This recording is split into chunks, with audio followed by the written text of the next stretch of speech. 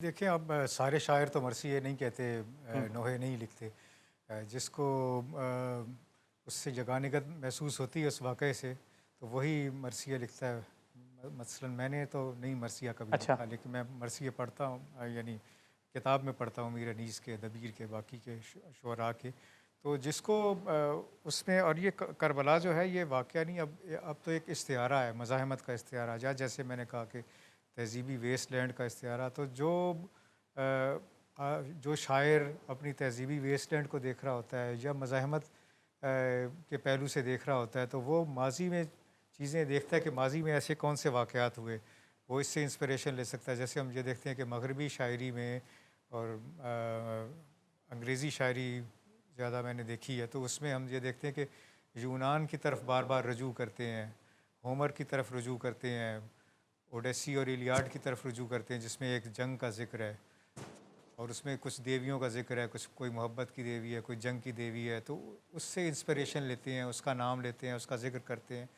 तो ये मुसलमानों का जो जो तहज़ीब है, मुश्तरका तहज़ीब है, तो इसमें कुछ ऐसी शख्सियात हैं तो इनकी तरफ बार बार लौट के लोग जाते हैं। शजाअत का जहाँ ज़िक्र हो तो हज़रत अली की तरफ जाएंगे, वफ़ा का ज़िक्र हो तो हज़रत अब्बास की तरफ जाएंगे, कुर्बानी का ज़िक्र हो तो इमाम हुसैन की तरफ। इसी तरह ख़वातीन का जो अमली और सियासी किरदार है उसकी इंस्पिरेशन लेनी हो तो बीवी ज़ैनब की तरफ जाएंगे।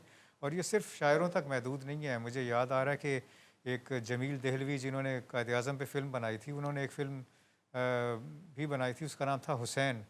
वो ज़िया-उल-हक़ के मार्शल लॉ के 1-2 साल बाद बनाई गई थी और उसमें इमाम हुसैन का ज़ाहिरा किरदार नहीं था, एक बंदा था उसका नाम हुसैन था और उसके पास एक घोड़ा था और वो मज़ाहमत कर रहा होता है एक जाबिर हुकूमत की। तो वो साफ़ ज़ाहिर था कि वो ज़िया-उल-हक़ की जो मार्शल लॉ हुकूमत है, उसके ख़िलाफ़ एक मज़ाहमत का एक वो है, तो वो फ़िल्म में भी आया था। ईरान में तो मैंने सुना है कि थिएटर भी होता है।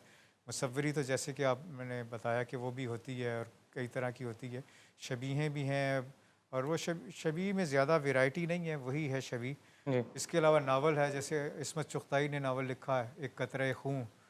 तो सिर्फ़ शायरी में नहीं, दीगर फ़नून में भी इसकी इंस्पिरेशन लेती है। और अगर कोई तहज़ीब और कोई कल्चर जो है वो ताकतवर होता है, तो वो ये है कि वो अपने जो अपना माज़ी है उससे उसको खुराक मिलती रहती है और उससे उसके साथ आगे बढ़ता रहता है। कोई भी कल्चर, कोई भी तहज़ीब अपने माज़ी से कट के ज़िंदा नहीं रह सकती और माज़ी से उसको वही चीज़ें हासिल करनी होती हैं जिनके पास ऐसी गुंजाइश हो कि जो उन्हें जो मुस्तक़बिल को भी ग़िज़ा फ़राहम करती रहें। तो इस वजह से करबला से मुसलसल इंस्पिरेशन न सिर्फ़ शायर लेते रहे हैं, बल्कि थिएटर वाले, नावल निगार और जैसे कि मैंने कहा कि फ़िल्म बिल्कुल, वाले, वो भी बिल्कुल। लेते रहे हैं।